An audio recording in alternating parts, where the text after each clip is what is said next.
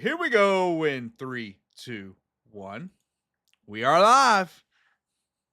Folks, what is up? And welcome back to the Vol Talk podcast. That is Austin, and I am Blake, and we are two brothers here to talk everything volunteer sports. And Austin, we actually ended up with a pretty packed show tonight. We're talking in our last episode, hey, baseball season's over. Now we got a little bit of a lull before football season starts, but there's actually a ton to talk about, Austin. Yeah, thanks to Diego Pavia. We have stuff to talk about tonight. But in all honesty, we have stuff to talk about. It's a jam-packed show. We're gonna go over Diego Pavia's comments, some recruiting updates, kind of in all sports, and also Blake's Twitter war that he went on, his Twitter tirade, if you will, about Tennessee and Listen, wide receiver U. I don't think tirade is fair. I simply fought the good fight. Okay, we'll talk about Okay, it. We'll talk about it. fought the good fight. That is one way to put it. It is one. It is a way. Folks, like Austin said, we got a lot to talk about tonight. We're talking about Zakai Ziegler and his basically his appeal now, his lawsuit and his now eventual appeal. The Vandy trash talk, Pavia giving us some locker room material, baseball recruiting, football recruiting, and of course, we're going to talk quickly about wide receiver U and my thoughts on that. So, got a huge show for you guys tonight. As usual, we kind of experience, as the longer the live stream goes, the more people that join. So we're going to save the best for last, which is the wide receiver U conversation. No, I'm kidding. We're going to save football recruiting for the last. Stick around for that, folks, if you're joining us right now. But before you do that, Austin, we would really appreciate it if these folks give us a little bit of love on the channel, right?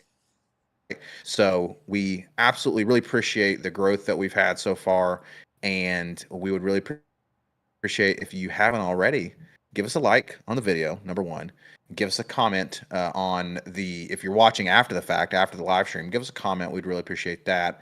If you're watching live, please jump in the chat. We love chatting with you guys. We love talking about this stuff with you guys. That's why we made this podcast, is literally to talk about the Vols, right? So please jump in the chat and talk with us about it. We'd love that. But then, of course, if you haven't already, please also give us a subscription. We'd really appreciate that. Even if you're listening on Spotify, YouTube, wherever you're finding us, we'd really appreciate your support. Austin, let's dive right in because, again, we've got a lot to cover. So I think we are going to first chat about just this quick update on Zakai Ziegler, right? So we're going to try to kind of bring you guys, these topics that, hey, we may not have a ton to say, but we want to keep you guys updated on everything volunteer sports. Okay. So Austin, update us on this Zakai Ziegler situation. So, just to start, Zakai sued the NCAA for an extra year of eligibility, and the initial ruling basically denied his claim to that.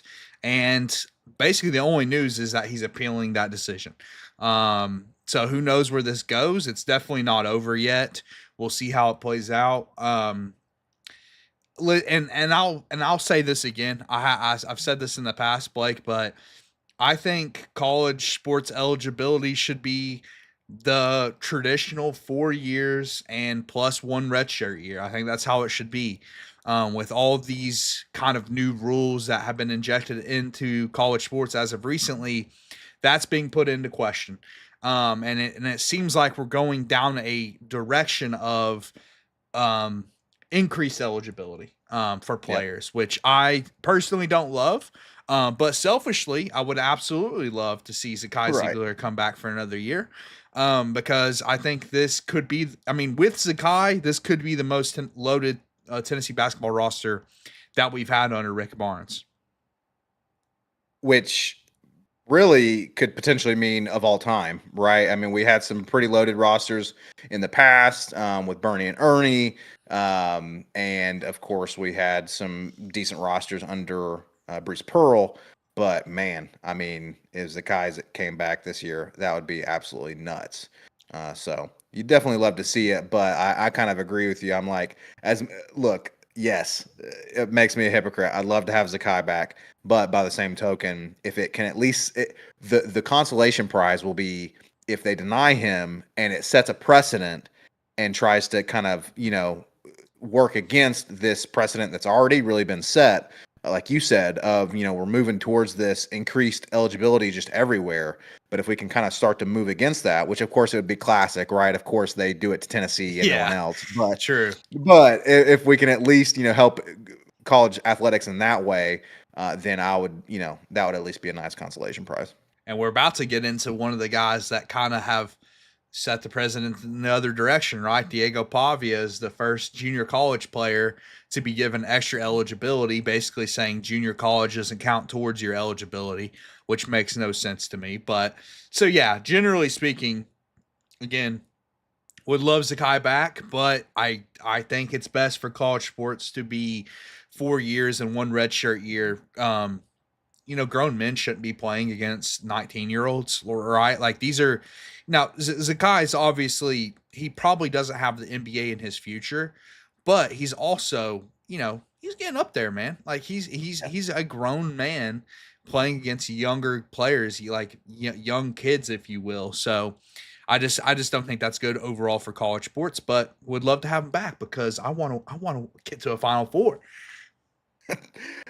Amen, brother. I totally agree with you on all fronts there. So that's y'all's quick update on Zakai Ziegler and his situation with the lawsuit, and now kind of heading to that appeal territory because it was denied initially.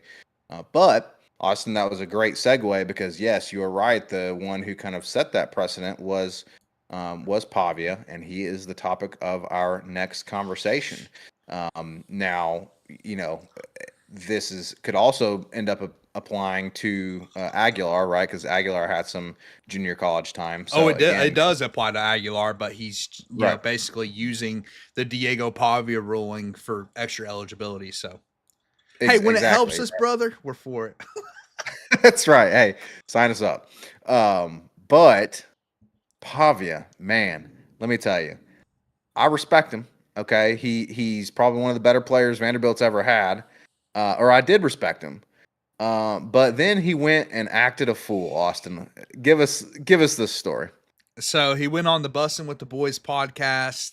Will Compton and Taylor Lewan, they have a podcast on a bus. It's decent. I would say it's probably a 5 out of 10 podcast. Not as good as Vol Talk, no question about that. But Right. he went on that podcast and he was extremely confident, dude. He had a lot of very interesting things to say about Vanderbilt and their future. He also said he was offered $4.5 million from another SEC school to leave Vanderbilt, which I'll be honest, I do not believe. Like, no part of me believes that, dude. No part of me whatsoever believes that he was offered $4 million to go play football. Um, so kind of call BS on that. But he also said that Vanderbilt, after this season, after this next 2025 upcoming season, will own the state of Tennessee for years to come. Basically meaning that Vanderbilt will dominate Tennessee in football after he leaves for years and years and years. Which again, it's like, from like a just a football watching standpoint, I get the confidence and whatnot. But Blake, I told you before the show that it's like, okay, if you're the underdog, which Vanderbilt's always the underdog against Tennessee, they know that. They are the underdogs because they don't have as much talent. Um, if you're the underdog, why would you give the better team locker room material? Like you're adding motivation to what's already a more talented team. And trust me, dude. I mean, Vanderbilt comes to Neyland, and like Neyland's usually pretty chill during Vanderbilt games. Like we've been there during several Vanderbilt games, Blake, and it's typically one of the more chill Neyland environments. Trust me, the Tennessee fan base will hear about this news. And the last thing Vanderbilt wants is a rocking Neyland because, like I say, like that's what Alabama has to deal with, and go watch what happened to Alabama at the end of that game last year in Neyland. So now Vanderbilt, the undersized, less talented team has to deal with that. Good luck, man. Good luck. And that's where it's foolish, man, because sure have confidence, especially as the leader of your team, have confidence, right? But have it with your guys, man. What you did was, frankly, we also talked about this. Like you said, you're the underdog, and now you've given the other team the locker room material. And we talked about how, man, we were like a few years ago when Eric Ainge opened his mouth about the Georgia stadium not being that loud. We're like, man, What are you like, doing? please don't. What are you doing? What are Because you this is only going to. doing? It's What are like you doing? you're playing the most talented team in the country. We don't need to give them extra motivation. Like when No. you're the underdog, that's when you keep your mouth shut, right? Like you let everybody else doubt you. And that was kind of the Pavia story last year, Blake. Everyone doubted Yep. Vanderbilt, and everyone expected that to be an easy outing. Now, for Alabama, it wasn't. Alabama lost to Vanderbilt, okay? For Texas, it wasn't. They barely scraped by a field. Now, for us, we beat them by 3 scores. Now, that's kind of where what's getting lost in translation with this whole Pavia. Like, we beat y'all by 3 touchdowns. It was not a competitive contest. And we gifted you 2 touchdowns to start the game, by the Exactly. way. We literally Yeah. just gave you 14 points. And you still lost by 3 touchdowns. So it's like that's one of the things that Pavia may have missed. Like, yes, you beat Bama. Yes, you played tough again, but you got destroyed by it. Like it wasn't even competitive. And we might have upgraded that quarterback this year. So it's just one of those things, dude. Like, why would you add on to that with locker room material when you're already undermanned? Yeah, you're not going to get those free points from our quarterback anymore. Like Nico was giving you last year. Like you said, we got an upgrade now coming to this year, and so Maybe. yeah, I guess no, I'm full on that board or that boat. But yeah, I guess maybe Pavia forgot that he was in that game. I don't know. Maybe he has amnesia. Maybe he has Alzheimer's early onset. Praying for him if he does. Yeah. But I think the guy's just probably an idiot. Yeah, probably. And look, what's funny too, you're talking about the stadium, right? Here's the deal, man.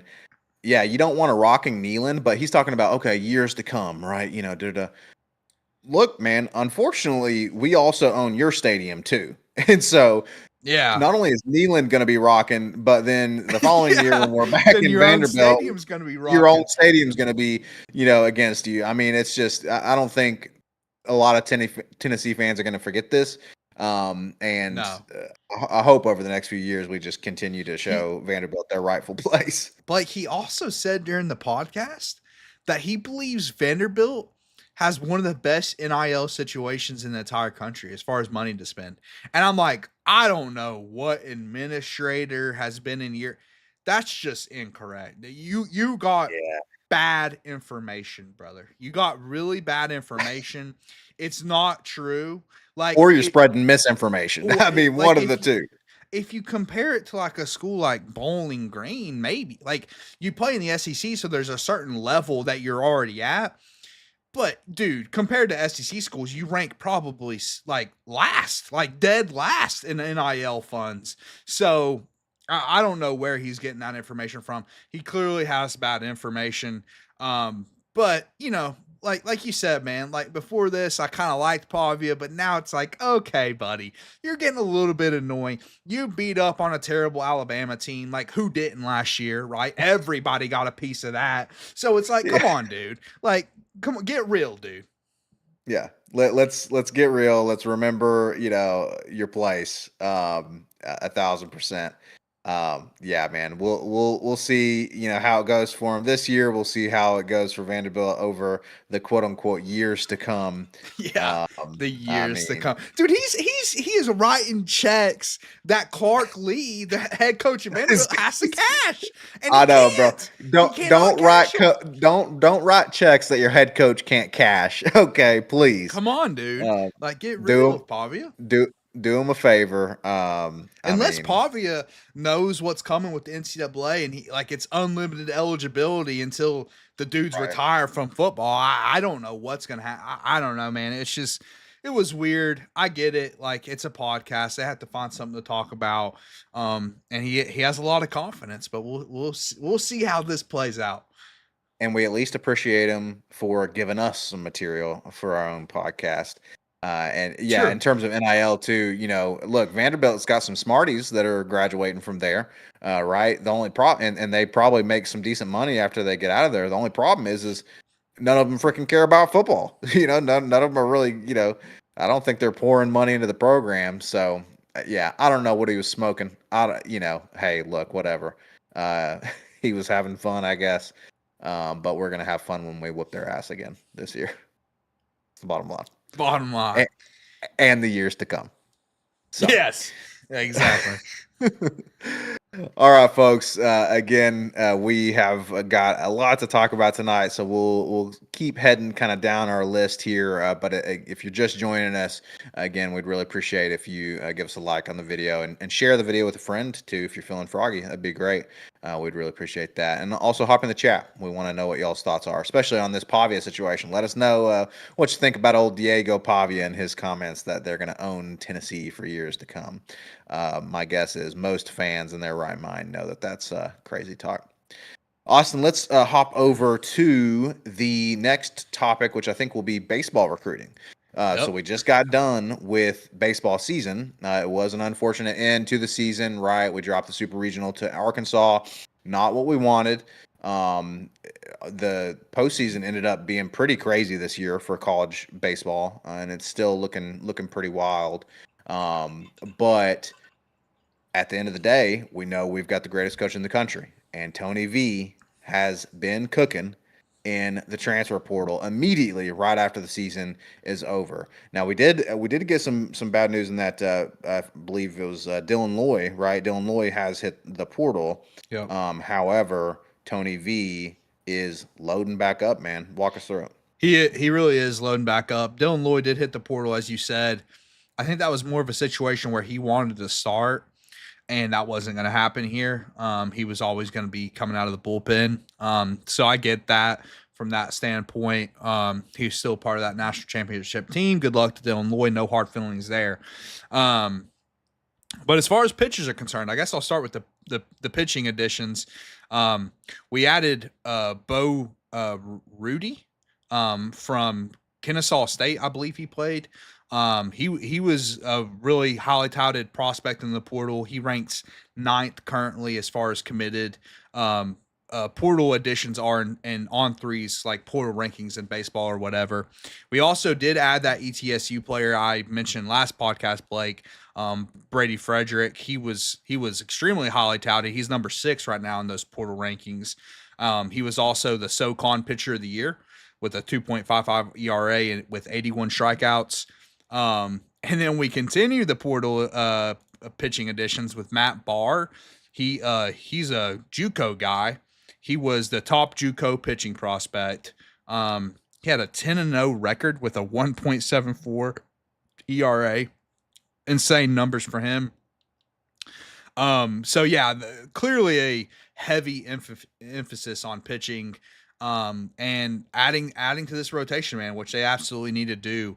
And I don't think they're done either. That's the thing. Now Brady Frederick, he could end up being a starter. I don't know what the plan is for all these guys. They all are right-handers, which is interesting, especially with Dylan Lloyd leaving, and of course Liam Doyle's gone. So we kind of need to get some left-handers in there, and so I'm sure that's part of the plan as well.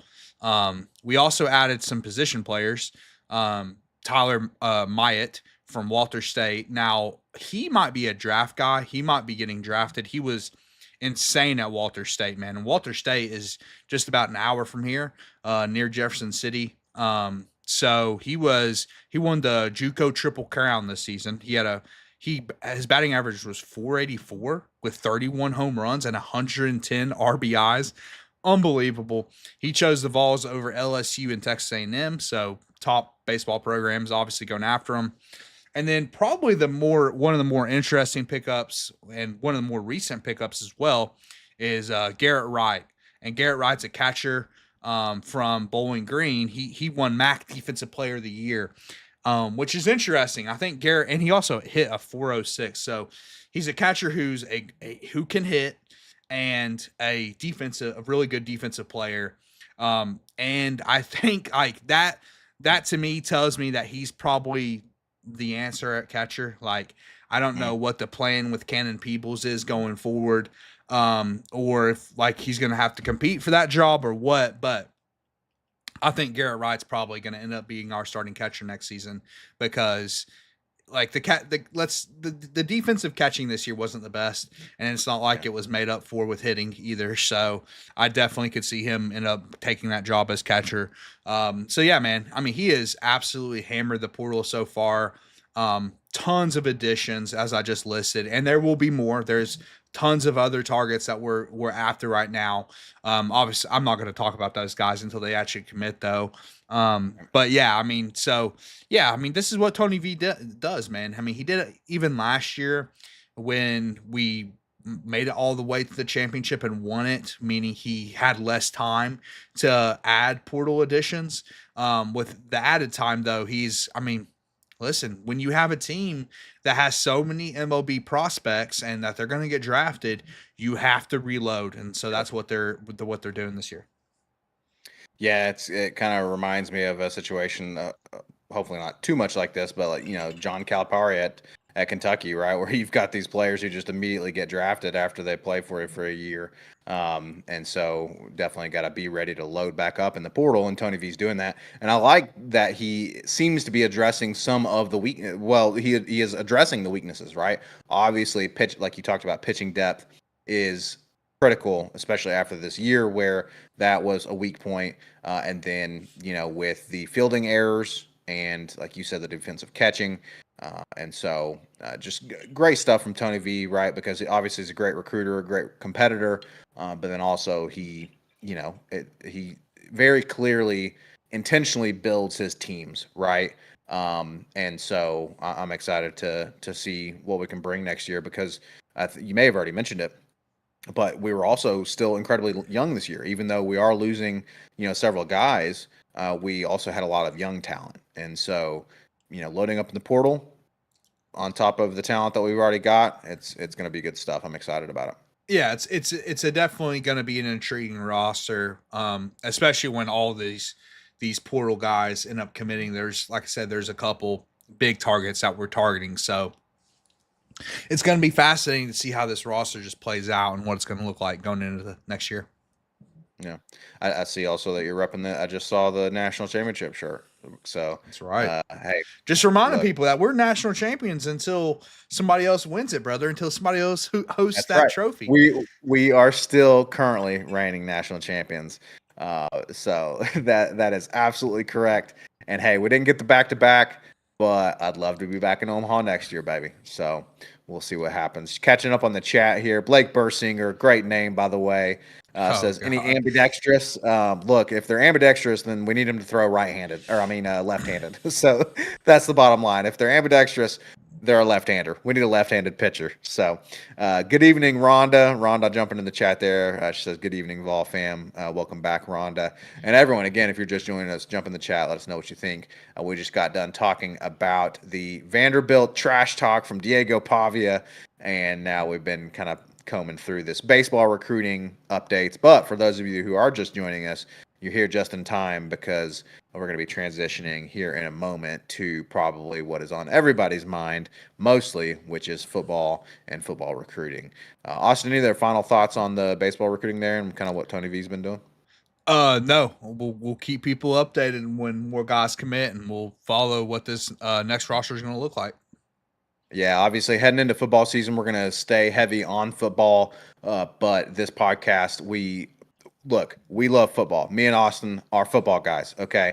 We're going to cover football primarily, but we want this podcast to be about everything volunteer sports. And so, like Austin said, even throughout football season, we'll give you all, little updates whenever they come to keep you guys posted on all things volunteer sports, including the baseball team.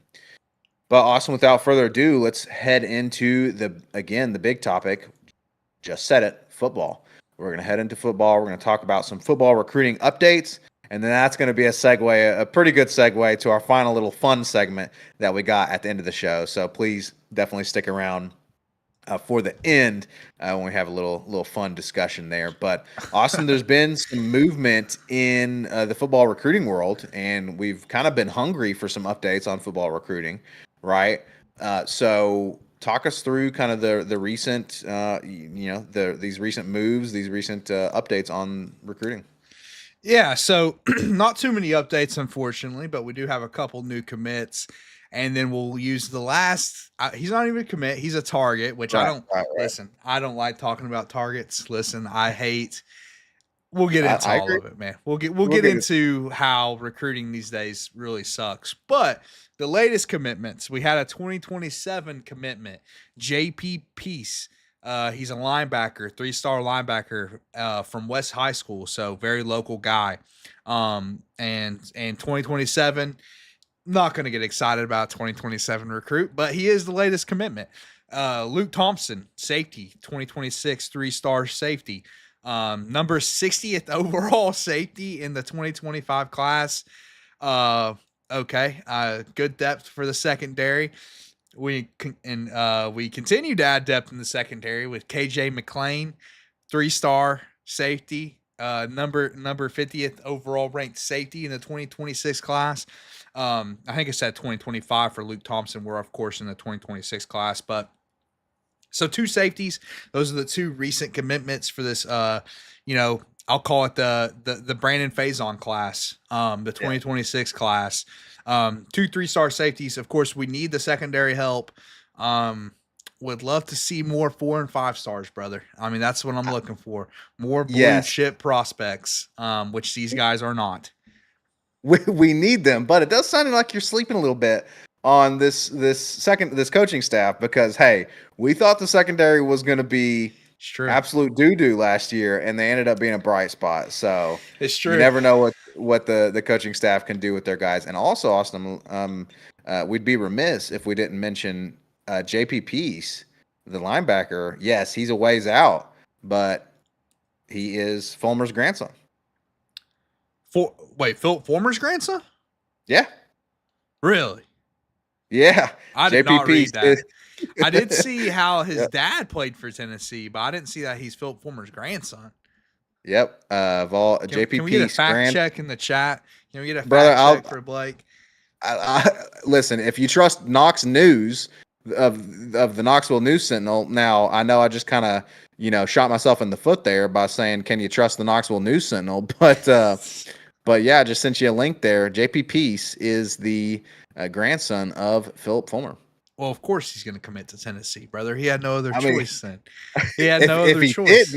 if he didn't, then that would be a problem. It would be a massive problem. It would be. So, So not but many updates. The big update, Blake. The big yeah, update is this latest target, Tristan Keys, the 5-star wide receiver, number 1 ranked wide receiver in the 2026 class. Obviously would be a great addition. He's currently committed to LSU.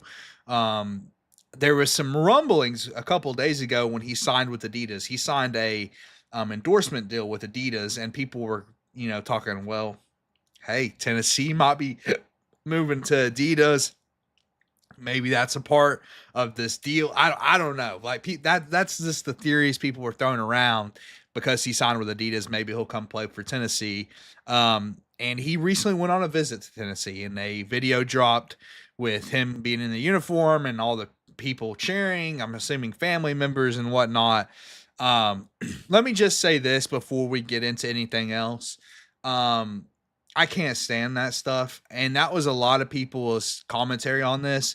A lot of people were saying how college coaches probably hate recruiting this day and age and hate that part of recruiting. And I agree. Like, we have to, trying to think of a good term for this.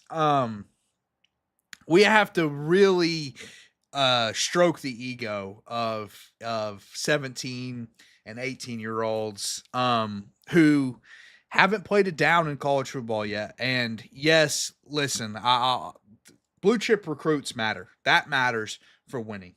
It does. But it's so hard to know whether a guy will ever make an impact for your team or not, even as a blue chip recruit. A lot of what coaches have to say now, Blake, is you're going to play immediately. Like, there's no more talks of red shirts, right? Like, I guarantee when we talk to Tristan Keys, we're telling him you can play here immediately. That's a part of the Right. conversation, which is a horrible, horrible part of this because I think player development needs to be more of an emphasis, even for a highly touted 5-star recruit. Now, if you have Jeremiah Smith's talent and that's apparent in practice and you've earned your playing time, then sure, that's totally different. I mean, true freshmen have made impacts all throughout college football history, Blake, but you're seeing more and more true freshmen being thrown into the lineup because it was promised during recruiting. And then two, the guy like wearing the uniform, like that's not new. None of that's new. There's a billion videos of that out there. There's the really cringy video of Brian Kelly dancing with the LSU recruits and whatnot in the uniform. So all of that exists already. But it's just, I don't know, man. It sucks. I don't like it. I don't like any of that because like it shouldn't be about all that, I think. Like, do you want to play here or not, right? Like we're offering the NIL money. We know a lot of that's the biggest driver anyways. It's NIL money. And then the second biggest driver, or really the first biggest driver should be Blake. How are the coaches going to develop you here? Exactly. How are you going to be used here? How are you going to create value for your future, meaning the NFL? That's what should be the main topic of conversation. It's not. It's definitely a part of the conversation. The first topic right now is NIL, which is a problem. But to me, all this like having belts and like all this flag, like it's just, has that really ever made a difference between getting a guy and not? Or is that just for a guy to increase his Instagram followers? Like, is that what that's for? Because it feels like to me, that's what that's for. It's not to actually get the guy to commit here. Yeah, it's indicative of, again, the changing landscape in college athletics, right? Because it is now a factor where, hey, these guys want to, like you said, increase their Instagram following and they want to have their ego stroked. This is going to be a niche reference, but it reminds me of, there's this show called Community, okay, and it's about a group of community college students, and one day they get asked to try to essentially recruit this really rich transfer student, and he's just a complete d-bag, right? And he just is ridiculous, and he makes all these ridiculous demands, and then finally at the end of the episode, it culminates with, someone finally sees through the BS and sees the real him, blah blah blah or whatever, but it's like, it just reminds me so much of that because we're doing all this pomp and circumstance and this silly putting on this show and stroking this person's ego, like you said, when they really haven't earned it outside of, hey, congratulations, bud, you won the genetic lottery and you were born 6'5", and with the frame you have, right? And so, because we've talked on this show about how these star rankings coming out of high school, they matter, but ultimately they're just about the kind of the raw and the raw tangibles, right? And so we don't know how this guy is going to play at the next level, and we have to kind of stroke the ego, and so it is indicative of the changing landscape, and it does suck. It does suck because I absolutely agree. Well, for one, it sucks because I definitely don't want to have any comparisons to the freaking goofball Brian Kelly. Okay, that guy is just Well, goofy. yeah, He's Josh. just a Of course, goofball. Josh Heupel didn't do any of the dancing and crap. So Right. But what you're drawing a parallel to that, right? Where it is, and that's what some people were saying. Like, this is kind of cheesy, Like, what are we it's doing? cheesy. This is It's it like you totally cheesy. because it's literally like 20, 30 people in the locker room, and everyone is like acting like they're paparazzi, and he's coming in and it's just like It's this like silly, like kind of really immature show, right?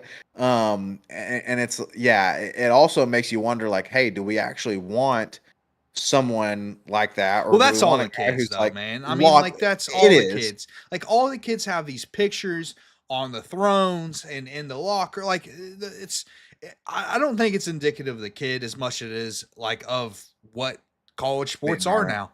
now, Yeah. and what teams are doing to get a guy's attention and get him to. I don't know, man. It's just it's one of those things that I believe parents of like these young kids, these young athletes are making a mistake as far as how they're coming to the conclusion where their kid's going to play or not. The focus needs to be on not the flashy, we're going to have 30 people go nuts for you, even though you haven't played it down here yet. just because we want you to come to school here. They need to focus on how is the school going to prepare my son for the next part of their life, and how are they going to develop here as a player, how are they going to develop here as a man. That needs to be the number one consideration. Now I'm not saying I'm not trying to start a war here that, oh, Tennessee's obviously the right answer over LSU or other parts of the country or other schools in the country. Like, that's not what I'm saying. My only point is that needs to be the focus, and it's not. That right now, that is not the focus. It's everything else. It's NIL, it's the flash, it's whatever. And I don't know. That's why you get the portal situation, Blake. I'll say this until I'm blue in the face, dude. The portal, yes, you could change the rules with the portal and it would fix it overnight. But you could also say it starts with the recruiting process, because if Right. you actually take the time and you say, okay, let's make the best decision, not for right now, but for the future, then you wouldn't get the portal numbers you get, because you wouldn't have freshmen committing to a school and then transferring the very next season. Exactly. You would take the time to make the right decision, and ultimately that is what we want, right? Because look, we are definitely not trying to, crap on Tristan Keys like you said earlier, right?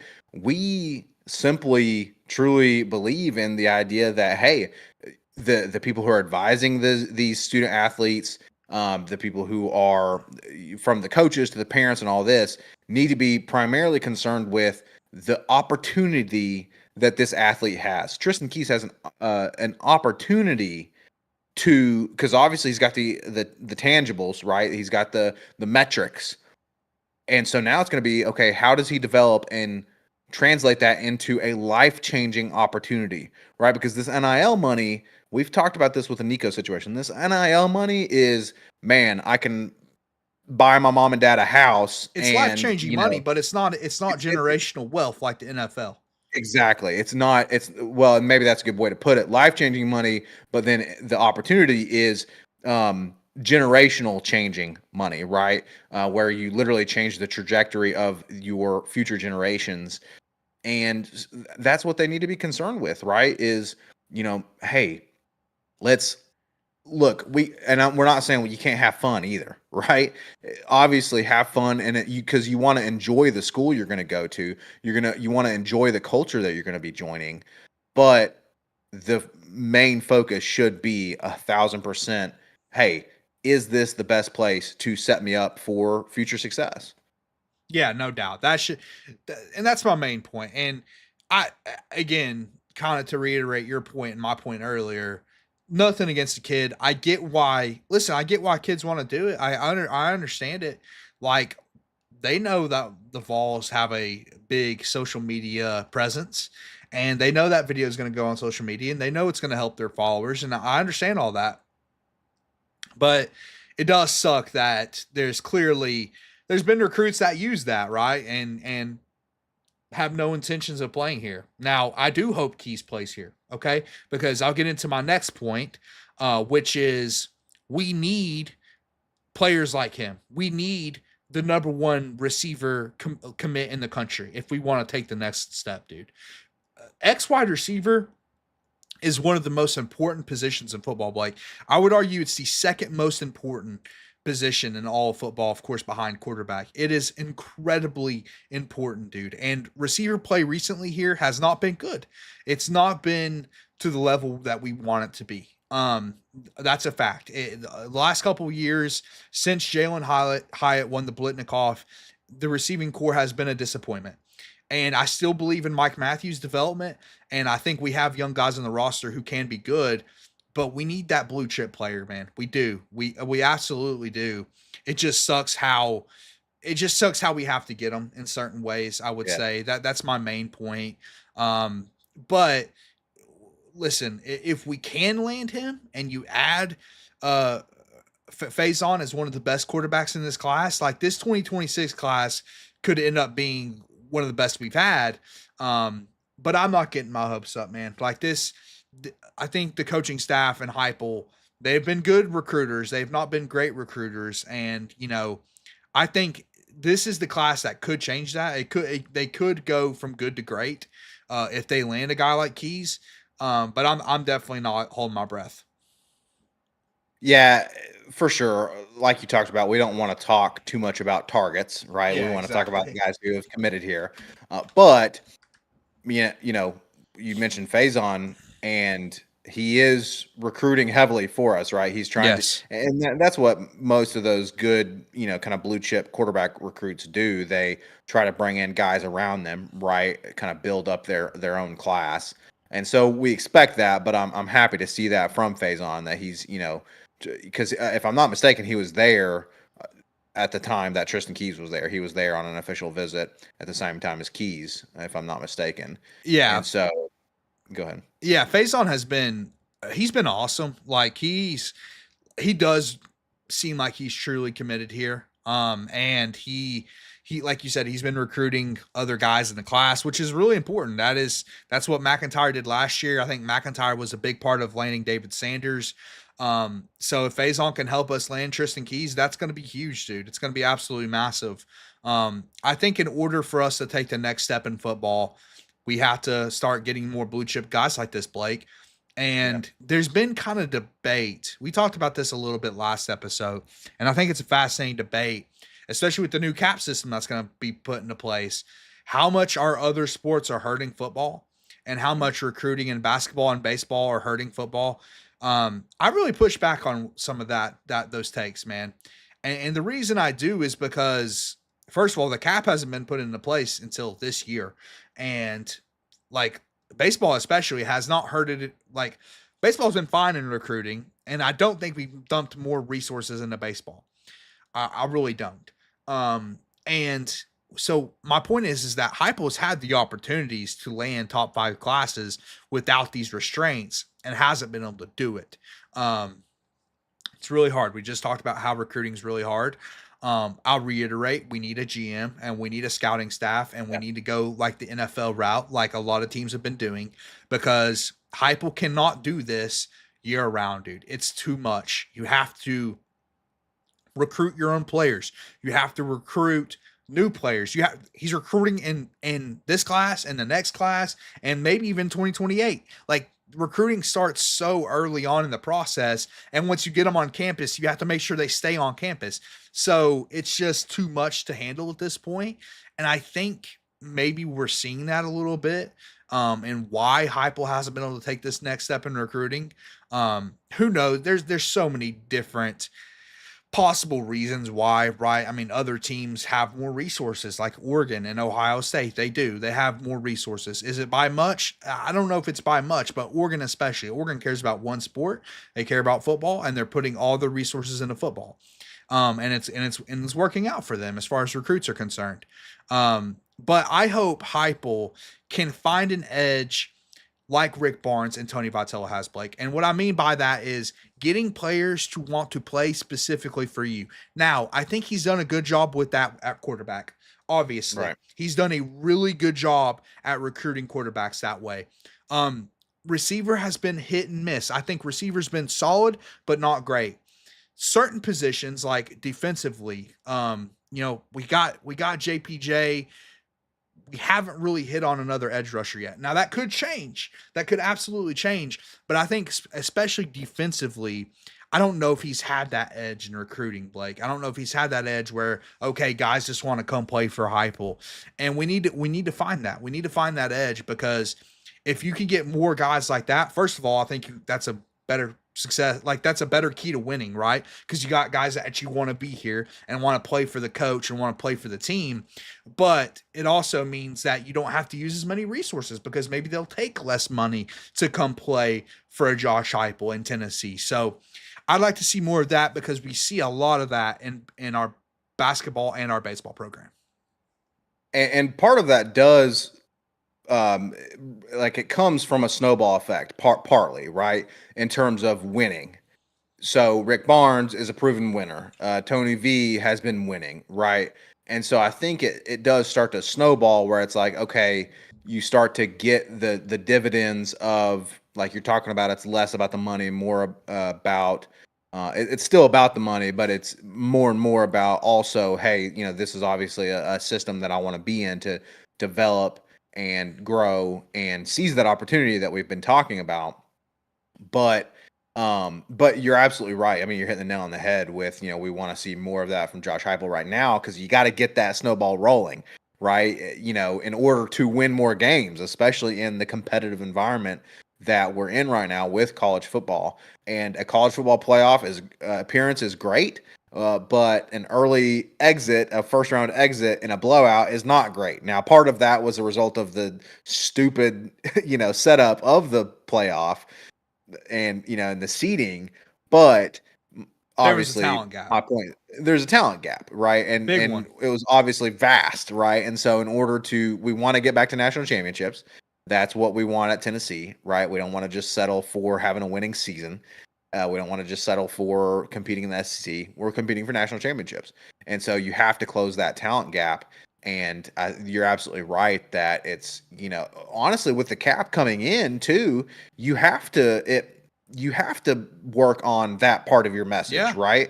You very have to true. work on, hey, look, not only are you going to get you might get the same money here that you're going to get at Ohio State, but hey, my system's going to prepare you more, or you're going to be able to play in my system or whatever.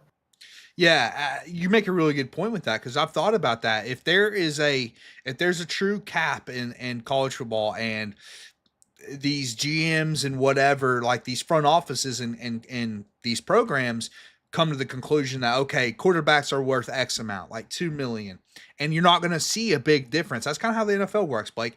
You don't see a big difference in the elite QB's pay, right? You don't, especially if they sign the contract in the same offseason. It's going to be pretty much identical. So you're going to see a lot of that in college football. Like, okay, let's say the quarterback's worth 2 million. Okay, so most schools are going to allocate 2 million to their starting quarterback. So to your point, then it becomes all about the message. It becomes all about, okay, where do you actually want to play? Which I think that could be a good thing coming out of this NIL, like this lawsuit and things. And of course, we have to see all how all that plays out, but that could be a good part of this. So it is interesting to see how that helps us or hurts us in recruiting. We'll see, but I think ultimately that Heupel. I mean, listen, I've said this, and I think Josh Heupel is the right guy. Right, he's a good coach. He has won multiple seasons, has had great seasons, 10 plus wins.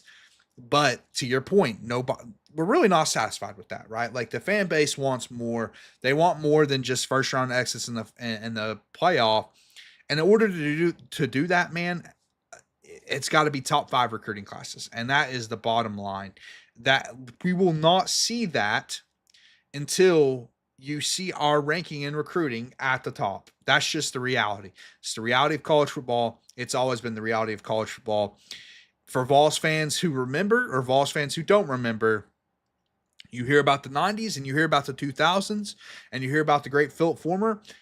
Go look at recruiting rankings. It's very heavily correlated, brother. Top recruiting classes every single season. Go look at the NFL draft. I point people to the draft even more than recruiting. Go look at how many players were drafted from the Vols in the late 90s, early 2000s, Blake. That's the recipe. That's the Yeah. recipe. And we have had some pretty light NFL draft classes recently. And that's because lack of blue chip talent in recruiting. Don't Um, have the same. Yeah. yeah, you just don't have it. You just don't have the level of talent. Now, we're not boo-hooing over here. We made the playoffs. We're not Vanderbilt. We're not Alabama.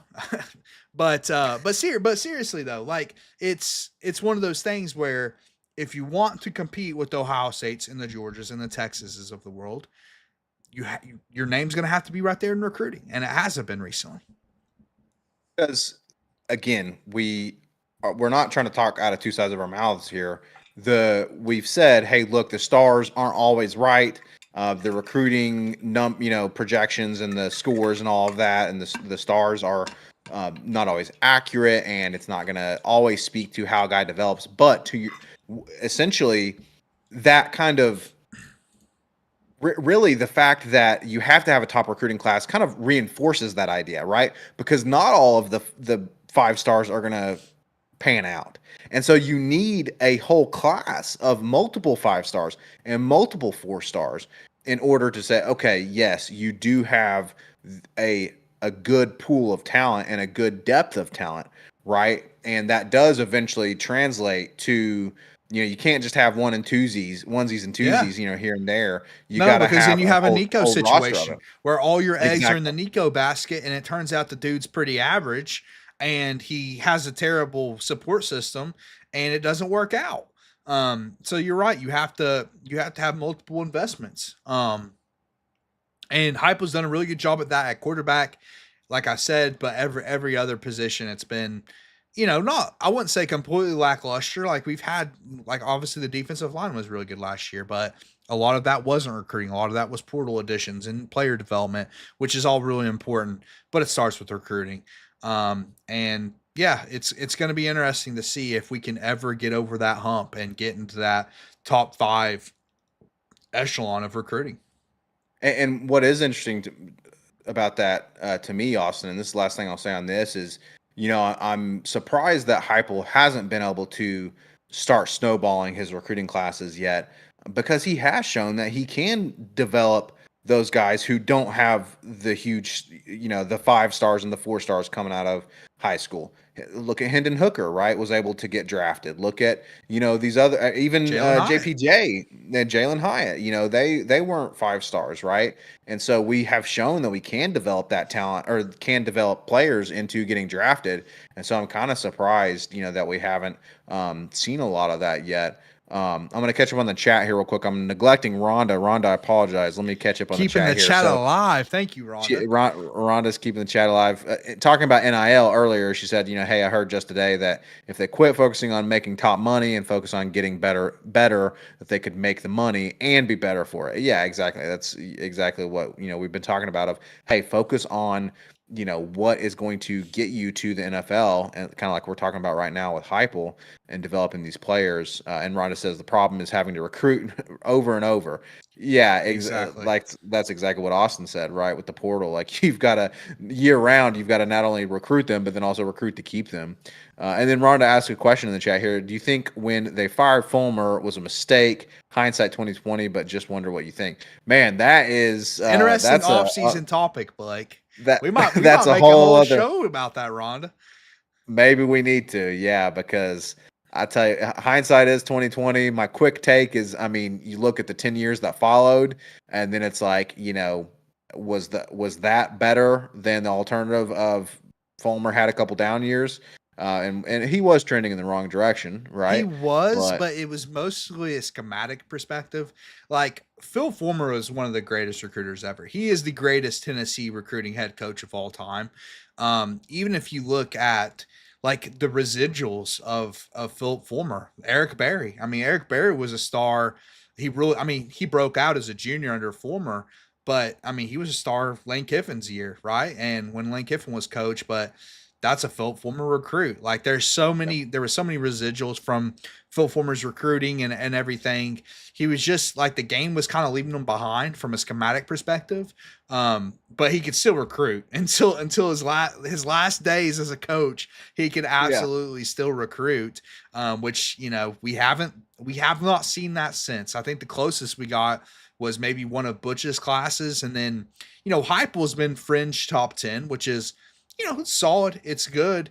It's good enough to make the playoffs and get beat 42-17. That's a harsh reality, but that's just how college football is. It's always been that way, Blake. That's why we argue against the expansion of the playoffs, because there's only, I think, about 8 teams that are possible national championship teams in college football. But exactly. it's a very interesting offseason topic about, kind of how Tennessee got down, because we were a historic program through the former era, and then we had the dark ages, right? Maybe we'll break down the dark ages, how we got there and how we stayed there, and things like that, revisit some of that trauma. But yeah, I don't know if we should have fired Fulmer or not in conclusion. in hindsight, yeah. And maybe, yeah, Austin, you talking about breaking down the dark ages on an episode that might turn into a therapy session. And between you and me, like No doubt, we man. won't even mean to, but we'll just all of a sudden it'll be therapy for the both of us, and maybe for our fellow Vol fans in the chat. Speaking of the dark ages, Rhonda says Kiffin is a bad word. Exactly. That's another thing too, right? Hindsight, who knows what would have happened if Kiffin had stayed, Yeah. and instead of that, bailing after a year. So, but it is an interesting topic, Rhonda. We'll look at maybe doing a video on that. That'll be interesting. Because hey, look, Austin, I'm a historical guy. I know I love talking about that. Now I want to get back to that, right? And I think that's what we're It's talking good about. with recruiting transition, right now. Blake. It is a good transition because we want to get back to that. We want to get back to what we've been in the past, especially with recruiting. And so, Heupel, we were just talking about Tristan Keys and a wide receiver, and we're talking about Heupel's recruiting. One area, also, you've been talking about the receivers haven't been as good the past couple of years. Well, that's true. However, it wasn't always true. Okay. Okay. So All let's right. talk. Let's get into this final subject that we have for you guys tonight. Wide receiver university. The Folks, valiant fight. Who is the wide receiver you? You can definitely tell Blake made that graphic. listen, do I want people to find this Twitter situation? Probably Please not. don't. But Please don't. listen, first, folks, I want to say if you're just joining us, we appreciate you joining. Hop in the chat. We appreciate Rhonda so far, her questions in the chat there. If you're just joining us, hop in the chat. Let us know what you think about. We just got done talking about football recruiting. We've been talking about a lot tonight. We talked about Vandy trash talk. We talked about baseball recruiting. And then we just got done talking about football recruiting. And now we're segueing into, Austin, we were talking about Tristan Keys and that recruiting situation. Well, it caused a bit of a situation for me on X on Twitter. Yeah. Now Well, listen, you may have caused a situation. no. Listen. Okay. So first of all, I gotta say this. I blame you because in order to promote the podcast, I had to get back on Twitter. I don't really do social media, but I got back on Twitter to promote the podcast. Okay. And I have a problem with having to make my opinion known about the University of Tennessee. Right. Okay. I will admit Sounds that. like a you problem, but go ahead. It's partially a me problem. So here's what happened, folks. The video, we were just talking about Tristan Keys. The video surfaced of Tristan Keys' Here's what recruiting happened. situation. And, he's currently an LSU commit. He is. And so someone commented on the video on X, on Twitter, whatever it's called, and said, hey, has anyone told him about, Tennessee's receivers compared to LSU's? And I took issue with that, Austin, okay? Because Tennessee was I will say formerly, okay. Okay. I'm glad they Solidly, bullied you enough into saying no, formally. listen. They didn't bully me, okay? Okay. I didn't listen. I am a clear-headed thinker. I understand that recent history has changed things a little bit. It has. But formerly in Tennessee, 2006, Tennessee was unquestionably wide receiver U. Which is not that long ago in the grand scheme of things, Austin. Okay, not that long ago. And football, and we're gonna get into this, but football still existed back then. Okay, so it still counts. But listen, so solidly wide receiver U back then. But yes, the past. So anyway, so basically, long story short is I replied to the guy's thing and said, "Hey, we've got a prestigious history of receivers compared to." No, you said vastly. That was your problem. That was your biggest problem. You said vastly more prestigious history than LSU. Now, I will say, listen, I can't believe my brother is joining the bullies and attacking me. Hey! I gave you the stats to help you. I did the hardcore research to help you out. But That was your problem because you're not an NFL fan. You don't follow the NFL, and you probably didn't realize that No, LSU recently has put out some no, studs at wide receiver.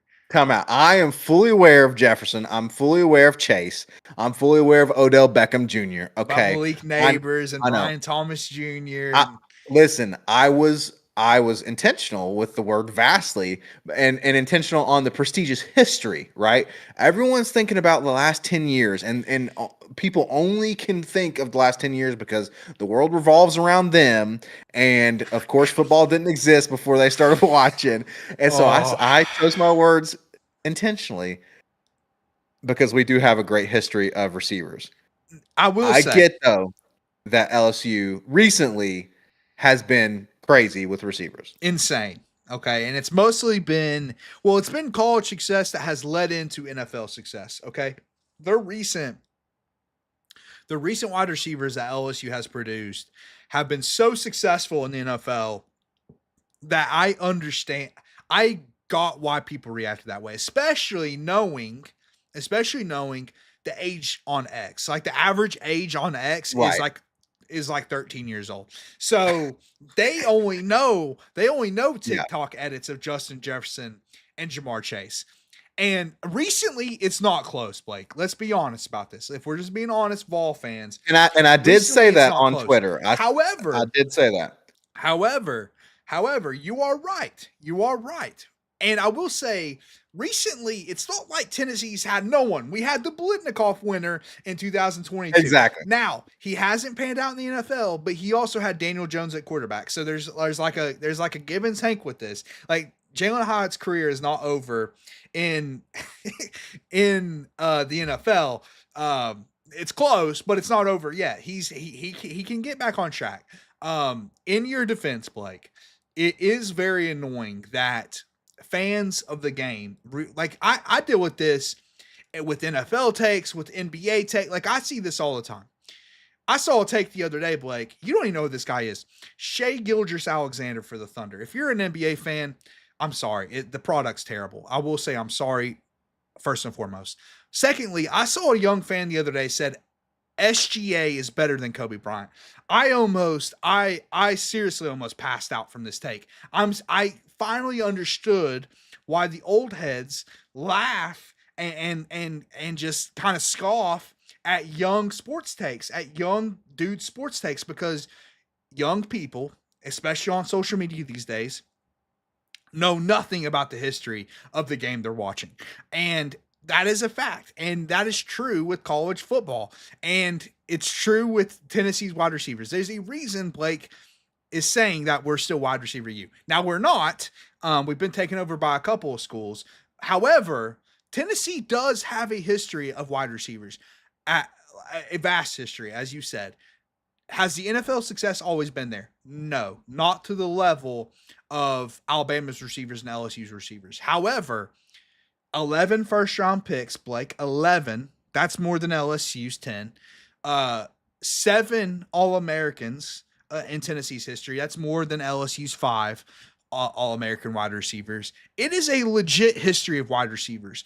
And it's very frustrating to me as a NFL historian, a football historian, someone who just loves football. And you know this about me, Blake, that cats on Twitter don't want to count a guy like Willie Galt, like the great Willie Galt for Tennessee. Like he counts, dude. Now, is he as good as Justin Jefferson? Of course not. Justin Jefferson's the best wide receiver in the NFL, but Willie Galt's legit, man. I mean, he is legit, and he counts, man. He counts towards Tennessee's history.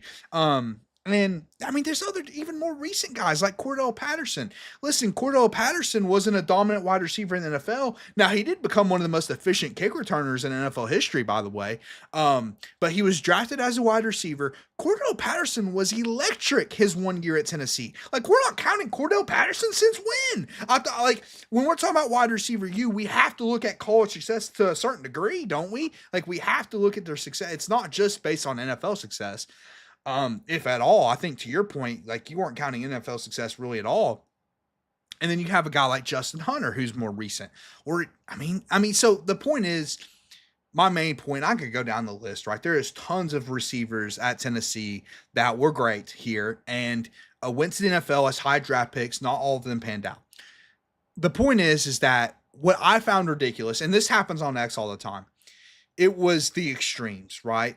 Now, Yeah, you did start with an extreme by saying Vaseline. However, it was the extremes in the response to you as well, acting like Tennessee can hold no exactly. candle to LSU.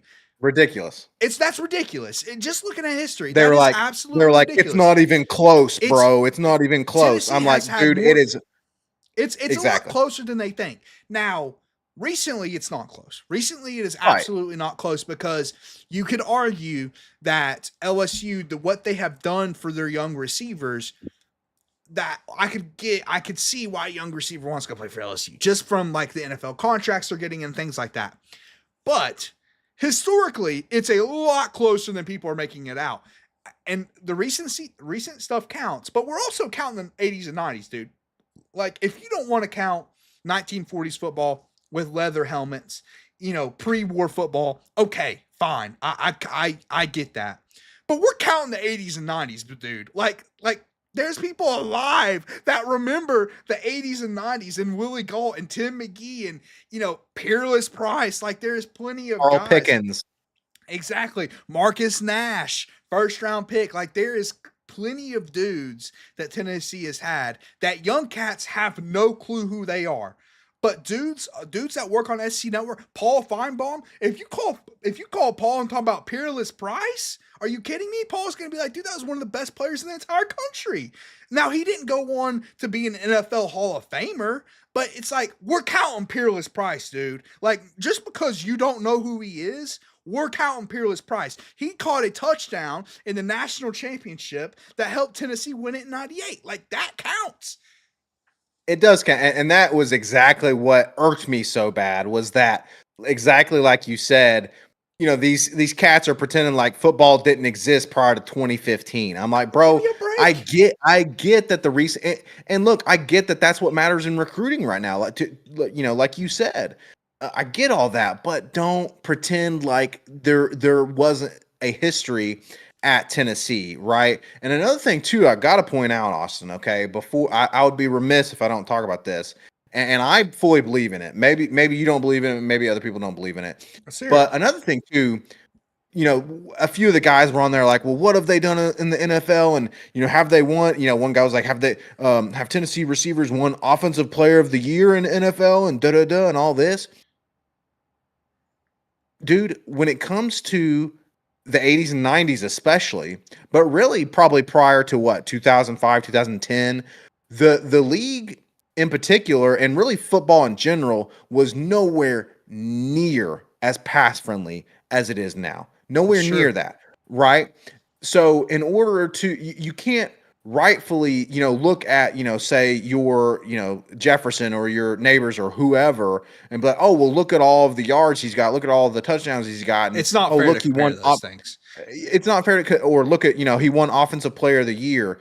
Okay, yeah, because he is getting, three times as many targets, and he's getting, and the rules even favor receivers more now, right? In terms of, targeting I mean, dude, are you telling me that freaking, and again, I know I sound like a boomer right now, maybe Jordan versus LeBron James, right? And it's like, Michael Jordan played in a much tougher league. Are you kidding me? Willie Gault and Carl Pickens, they probably got We targeted left, right, and like but give they me a pro- break. We're talking about greats here, though. That's my irritation. It's like, just because you don't know yes, who Willie Gault is, dude, go doesn't make ask him not somebody great. who liked football in the 80s. Willie Gault was the best wide receiver on the Bears for a decade. He played for a team who never had a good quarterback. The Bears still haven't had a 4,000-yard passer in their entire history, Blake. They've never had a quarterback throw for 4,000 yards, and Willie Gault played for them the whole career. It's like, dude, we're counting Willie Gault. Give me a break. We're counting Tim McGee. Give me a break. Like, these are guys who are great players. Dante Stallworth was a top 11 pick in the NFL draft. Yes, he didn't pan out in the NFL. I get that. That matters. However, he still was a top 11 pick. Like, he counts when we're talking about these things. I will say, as far as the LSU and Tennessee debate, LSU probably takes it just because their young receivers have completely taken over the NFL. I would say Justin Jefferson and Jamar Chase are the best two wide receivers in the league, and Malik Neighbors is up there, and Brian Thomas Jr. is up there. Oh, So, Austin, are you still there? I don't know. Oh, oh, yeah. Am I? I don't know if Can you not hear I me? don't know if my connection, yeah, my Oh, connection might have dropped your ears, but okay. continue. Yeah. So yeah, I mean, this is what I'm talking about. Like Herb knows, like Rhonda and Herb knows that these are Vol fans who've been watching Vol, and even college football fans. Blake know these players. Like these are not nobodies. Alvin Harper. How about Alvin Harper? Anthony Stanley Morgan. Like Stanley Morgan, he's a '70s guy. But dude, I trust me. If you ask somebody who watched football in the '70s and '80s, they know who Stanley Morgan is, Blake. Just because you weren't alive for that era, and I've always listened. I'm a younger fan, okay, so I didn't watch these players play, but I've always been a historian of the game, Blake. I've always been a historian of the game, and it's absolutely blasphemous for people to dismiss a guy like Stanley Morgan who played in the league for years. Like, yeah, Stanley Morgan counts when we're talking about wide receiver U all time. Recently, yes, LSU takes it. As far as all-time greatness in the NFL, they're on that trajectory to take that as well. But as Sure. far as depth is concerned, and like again, it's about the like definitives for me. Like how the people were saying, "Oh, definitively this is a completely terrible take." It's like, okay, maybe Blake worded it in a way that was a little unfair. However, it's a lot closer than people make it out Exactly. because look, I mean, just go by the numbers, Blake. 11 first rounders, 41 drafted, 7 All-Americans. Those are all Which higher is more numbers, than LSU. more than Exactly. LSU. So it's like, come on, it's a lot closer than people think. It's a lot closer, and again, I can't get away from the fact that in terms of NFL production, our receivers, our historic receivers, played in a tougher era. And Austin, let's not, I mean, let's not disrespect the great Joey Kent. Okay, and I we, just looking at Joey Kent's name, Blake. I was about to throw Joey Kent out there. Are you kidding me? We're not counting you, Joey Kent. like give me a break again, someone who didn't make a huge impact in the NFL, but dude, I mean, he was an absolute beast in college, right? Dude, And you can't, disrespect the great Robert Meacham, who did actually have a pretty solid NFL career. By the way, I talked to his wife one day when I was working at UT. Shout out to Miss Meacham. And Kelly Washington in the early 2000s. that's what I'm We're saying. dismissing a lot of these 2000s guys as well. It's like the LSU fans not counting a guy like Michael Clayton.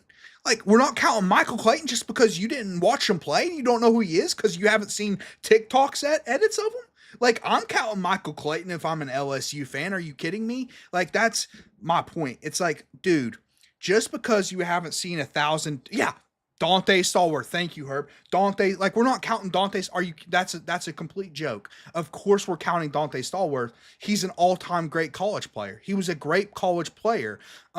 So the point is, and also like, come on, Jalen Hyatt, 5 touchdowns against Alabama. Exactly. Like that's even the recent guy. Just because he's not an All-Pro in the NFL, he still counts as far as wide receiver U conversations. And I, also, speaking of recent guys, let's not disrespect the great Jawan Jennings, who yes, was who literally 3 points away from being a Super Bowl MVP 2 years ago. I Okay. I'm glad you So brought that name up because Juwan Jennings, listen, like this is a guy who was drafted in the 6th round, cut by his team that ends up picking him back up and has made a name for himself in the NFL. And by the way, is about to have an increased role with Debo Samuel leaving the Niners. Like Juwan Jennings, we're counting Juwan Jennings. Like again, you don't see TikTok edits. Go look at his NFL highlights, man. Look at him running dudes into the sideline, run blocking, yeah, or like you said, to your point, Blake, was literally a scoreboard flip away in that game from being Super Bowl MVP. He was going to win Super Bowl MVP for the Niners. So do I think Tennessee's wide receiver U, as a football fan, I would say, gun to my head, no. But let's not disrespect Tennessee's history at wide receiver, man. It is a vast history of wide receivers at Tennessee. And just because these young cats, these 15-year-olds on Twitter haven't seen TikTok edits of Tennessee wide receivers does not mean that there are all-time great players that have played wide receiver for the University of Tennessee. and Austin, because it is close historically, we are one good decade away from, or even maybe less than a decade, if to tie it right back to our previous conversation about football recruiting, if Heupel can start bringing in these blue chip If guys, Tristan Keys maybe like a Tristan flips Keys to Tennessee. and Mike Matthews, if he develops, we've got Mike Matthews still on the roster. But my point is, if we can get a Things decent can run, if change, Heupel brother. can, then things can change in a heartbeat. And all of a sudden, we've got 3 NFL stars, in the league in a few short years. And then all of a sudden, suddenly people's memories suddenly seem to come back, and they're like, oh, wait a minute, the history's there, and now because too many people have recency bias, bro. Too many people have Way too recency many bias. people. How about Larry Severs, 2-time consensus All-American for Tennessee at wide receiver? We're not counting Larry Severs in this conversation. 2-time All-American, consensus All-American. Like, do you know how many consensus? Go look up each school's consensus All-American list, brother. It is a small list of players, and he has 2 consensus Yep. All-Americans. We're counting Larry Severs. I am, at least. I'm looking into that. And listen, I wasn't even, hey, I didn't know a lot about Larry Severs before this research, but I do now. And these things matter in these discussions. They do. And brother, listen, man, you left me high and dry in this Twitter war, bro. Where were you? Where were you, Well, man, in the I war? listen, man. I didn't like how you started it off. You're saying Look vastly. at I that. don't. I don't love that. I don't On the love that tone. on the internet in 4K, he's admitting to intentionally Wait leaving a his second. brother high and Wait a dry. second. Wait a second. Who provided the hardcore research for you, though? You did. No, listen. Okay, first of all, time out. I already knew about Willie Galt. Okay, I No, no, didn't no, watch no, him no. I play. know. I know that. I was just But talking about the I already numbers, the purely by the numbers. Yes, numbers. yes, yes. But Oh, of yes, course. you, You know you helped about me the with great some Kelly research. Washington. Like, we're I counting know about Kelly the great Kelly Washington. Washington. Come on, I know man. about, dude. I remember as a kid. I mean, I literally watched Robert Meacham in person. Okay, right. So I know about the history. But yes, you helped me out with the research. If only you had jumped in there, brother, and helped me on the internet. But here we are. At least we're getting it on the podcast. I'm gonna catch up on chat here real quick, folks. Rhonda, as always, keeping the chat going. Going back to talking about these kids who kind of don't know the history. Rhonda says that she works in a high school. Trust me, y'all are definitely hitting the truth. Appreciate that, Rhonda. And Rhonda, hey, listen. Also, that's funny too because people were trying to troll me as well about LSU. Da da da. Hey, in terms of just Tennessee versus LSU in terms of football in general. We have a winning record against LSU, 21-10-3. Okay, and by the way, our most recent matchup with LSU was an absolute gobsmacking in Yeah. Death Valley Come on. in 2022, like Rhonda pointed out just there. So absolutely, With some of those let's wide receivers, by the way. With Jalen exactly Hyatt now, I with think Jalen, Cedric the Tillman was on the Bolitnikoff winner. sidelines. But come on, man, come on, man. Exactly. We're counting the Bolitnikoff winner. Like we can't just look at NFL success here, Blake. The Bolitnikoff. That means the most outstanding wide receiver in college football. By the way, if you didn't know what that award was for, we're counting the Bolitnikoff winner, regardless if he has a good NFL career or not. Because he beat y'all supposedly wide receiver he beat y'all in 2022. Okay, so Rhonda's on the boat with Pickens and Price. Absolutely, Peerless Price is probably one of my favorite players in Tennessee history because I was a young lad, a wee lad, watching Peerless Price in the national championship. Helped win that national championship for us. So and then Herb jumping in here, putting his thumbs up to Carl Pickens. Had a great career in Cincinnati there. Stallworth, absolutely. And then Herb says, in terms of our current recruiting, he says throw $4 million at Tristan Keys and lock him up. Hey, do what we got to do, man. We got to get Do these what you recruits got to here. do, man. That's what we were talking Do about earlier, Herb. Like we were saying how, listen, if you want to win at the highest levels in college football, you have to have the best recruiting. That's just the reality. And if we want to get back to that wide receiver use status, Blake, and we want to get back to putting out some of this talent that we have in the past in the 80s and 90s, then let's go get a guy like Tristan Keys to help that happen. Tristan Keys, if you're watching, it's time to become a Vol, man. If he's watching. Well, yeah, hey. I doubt it, but we'll see. Listen, you never know. He might see my fight on Twitter. He might find the Vol Talk podcast. I And hope no one sees your fight on Twitter. actually, I hope not either. But listen.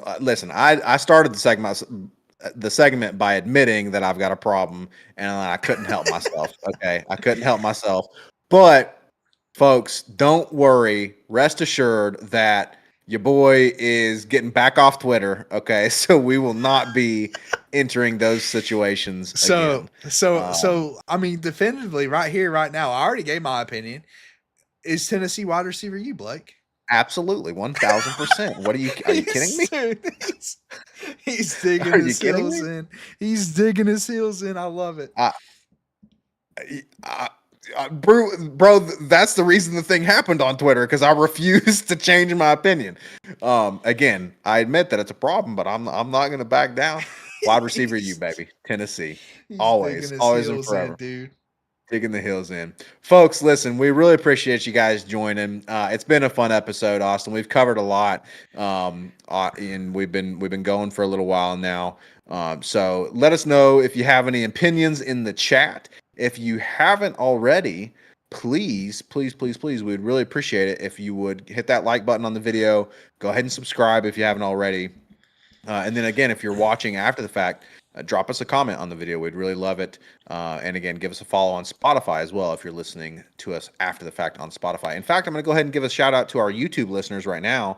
Please, if you haven't already, go find the Spotify, right? So you can listen on your way to work, whatever the case may be. Give us a follow on Spotify. We always upload to Spotify in addition to YouTube. So, but Austin, man, like I said, it's been a fun episode, and we have covered a lot. We really appreciate Herb and Rhonda and a few others jumping in the chat here. Any final thoughts on any of these things that we've talked about tonight? No, man, jam-packed episode. Again, if you have ideas for off-season topics, we already got an idea potentially from Rhonda in the chat. We're going to need off-season topics. Diego Pavia won't always give us topics every Right. Tuesday, so we need something to talk about.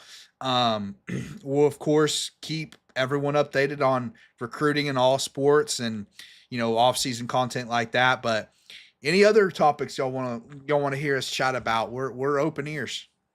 Absolutely. Throw it out there. Let us know in the comments. Let us know in the chat. We would love to hear that. The schedule and kind of the future of Vol Talk Podcast. Again, we're going to continue putting out content during the off season. I think Austin mentioned this in the last episode.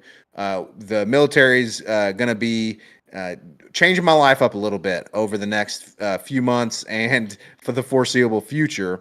And so the podcast, we may have some episodes where our special guest Dakota comes back on. There may be a little bit of changes in our schedule, things like that. But for right now, we're going to continue doing these weekly live episodes on either Monday or Tuesday. We'll go live around this time at about 7 p.m. Eastern. And probably go for about an hour. Austin, we went tonight for about almost an hour and a half, but you typically about an hour. Yeah, Uh, we had the wide receiver you debate to go over. So Honestly, bro, I figured it would be a quick conversation, but you got me passionate, and you got see. passionate because bro. You listen, Oh, the listen, people got to know. I'm good with teaching some young kids about old football, man. 80s and 90s football counts, brother.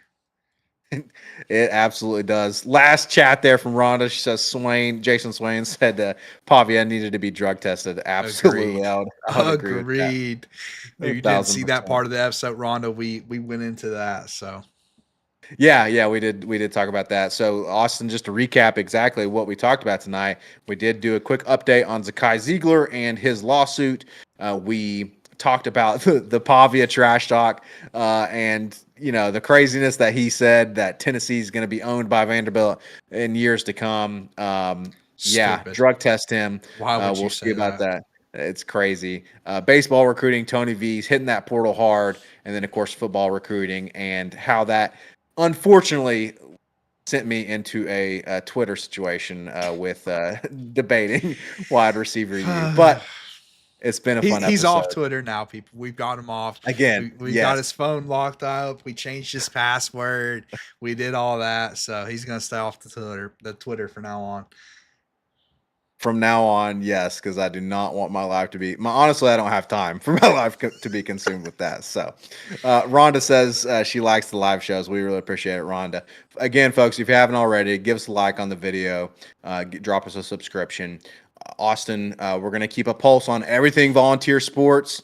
So we will catch y'all on the other side of next week. But until then, as always, baby, go freaking Vols. GBO.